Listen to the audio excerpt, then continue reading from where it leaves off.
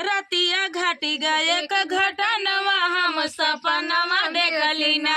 रतिया घाटी गए एक घटनवा हम सपनवा देखली ना। रतिया घाटी गए एक घटनवा हम सपनवा देखली ना। अब दूसरी सखी क्या कह रही है उसको आप लोग सुनिए। रतिया घाटी गा कवन सपन, रतिया घाटी गा कवन घटनवा काऊ सपनवा देखलू ना। रतिया घाटी गा काऊ घटनवा कवन सपनवा देखलू ना। अब सखी से बोल रही है और ये सखी पूछ रही है कि ऐसा का घटना घटी है और का सपन देख ली हूँ कि हमसी भोरहिन बतावे चली आऊ और ऐसा कौन गीत आऊ। आप लोग सुनिएगा ऐसा का घटना घटी है तो चलिए सुनाते हैं। अरे रतिया की ससुर मोरे मच्छर बन के आए। रतिया की ससुर मोरे मच्छर बन के आए। सासु मरली चाटका नवाई है सपनवा देखली ना। सासु मरली चाटका नवाई है सपनवा देखली ना। रतिया घट गए एक घटा नवाई है सपनवा देखली ना। रतिया घट गए एक घटा नवा हम सपनवा देखली ना। अब देखिए दूसरी कड़ी क्या है। अरे रतिया की जेठवा, रतिया की जेठवा मोरे कुकुरा बन के आए। रतिया के जेठवा मोरे कुकुरा बन के आए। अब देखा दूसरी सखी कैसे बतावती है जेठवा के बारे में। अरे रतिया की जेठवा हमारे कुकुरा बन के आए। रतिया के जेठवा मोरे कुकुरा बन के आए। जेठनी मरली चार पाया नवाई है सपनवा देखली ना। जेठनी मरली चार पाया नवाई है सपनवा देखली ना। रतिया घटी गई एक घटा नवा हम सपनवा देखली ना। रतिया घट गई एक घटा नवा हम सपनवा देखली ना। रतिया घटी गई काऊ घटा नवा काऊ सपनवा देखलू ना। रतिया घटी गई कौन घटा नवा काऊ सपनवा देखलू ना। अब तीसरी देखिए अभी देवर का भी है। अरे रतिया की देवर मोर पतंग बन के उड़ी गईले। रतिया के देवर मोर पतंग बन के उड़ी गईले। अब देखा देवर पतंग बन के उड़ गईले। अरे रतिया के देवर मोर पतंग बन के उड़ गईले। रतिया के देवर मोर पतंग बन के उड़ गए। अरे रोई काई काई कारा नवाई है सपनवा देखली ना। रोई काई काई कारा नवाई है सपनवा देखली ना। रतिया घट गई एक घटा नवा हम सपनवा देखली ना। रतिया घट गई एक घटा नवा हम सपनवा देखली ना। रतिया घट गई कौन घटा नवा काऊ सपनवा देखलू ना। रतिया घट गई काऊ घटा नवा काऊ सपनवा देखलू ना। अब देखिए चौथी कड़ी और ये आखिरी कड़ी है इसी में मजेदार है तो चलिए सुनाते हैं। अरे रतिया के सजना मोरा जोगी बन के आए। रतिया के सजना मोरा जोगी बन के आए। रतिया की सजना मोरा जोगी बन के आए। लड़ी गई ना नदी से नया नवाई है सपनवा देखली ना। लड़ी गई ना नदी से नजारी आई है सपनवा देखली ना। रतिया घट गई एक घटा नवा हम सपनवा देखली ना। रतिया घट गई एक घटा नवा हम सपनवा देखली ना। रतिया घट गई काऊ घटा नवा काऊ सपनवा देखलू ना। रतिया घट गई काऊ घटा नवा काऊ सपनवा देखलू ना।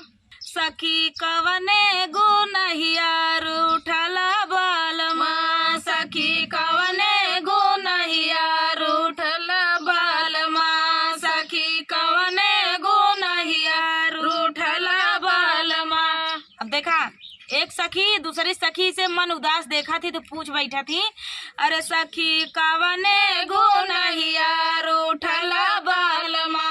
सखी कवने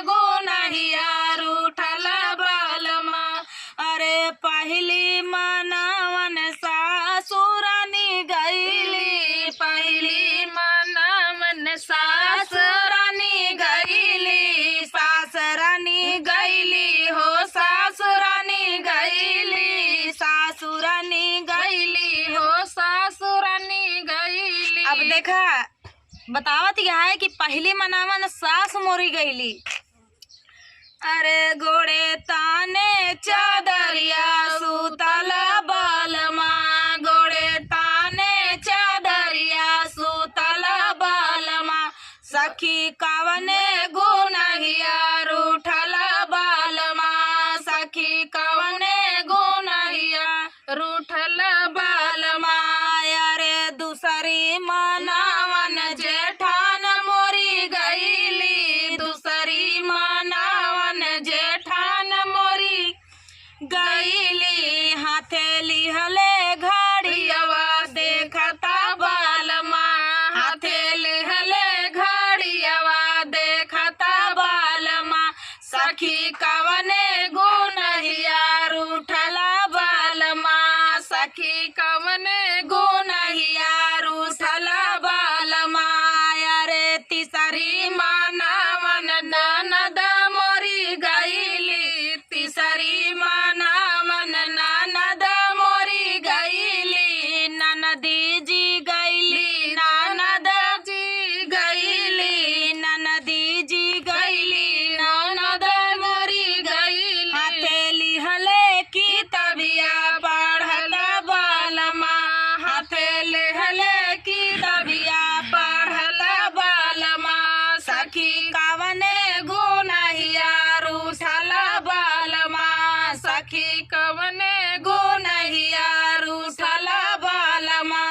अरे चौथी मनावन हम सखी गईली, चौथी मनावन हम सखी गईली, हम ही हो गईली हो, हम ही न गईली, हम ही हो गईली हो, हम ही न गईली। अरे मोहे रखले रूमलिया हंसता बालमा, मोहे धरले रूमलिया हंसता बालमा, सखी कवने गुनहिया रूठल बालमा, सखी कवने गुनहिया रूठल बालमा, सखी कवने गुनहिया रूठल बालमा। लवंग की डारिया सुहाग झरी जाई जी, बाबा पूछाई बेटी कैसन बार चाही जी, बाबा पूछाई बेटी कैसन बार चाही जी। लवंगा की डारिया सुहाग झरी जाई जी, बाबा पूछाई बेटी कैसन बार चाही जी, बाबा पूछाई बेटी कैसन बार चाही जी। गोरबर जिन खोजा बाबा गुंडा निकल जाई जी, करिया बर जिन खोजा बाबा जियारा डेराई जी, करिया बर जिन खोजा बाबा जियारा डेराई जी। सावर बार खोजा बाबा कुंवर कन्हाई जी, जिनके मुख पान सोहे मुकुट लगाई जी, जिनके मुख पान सोहे मुकुट लगाई जी।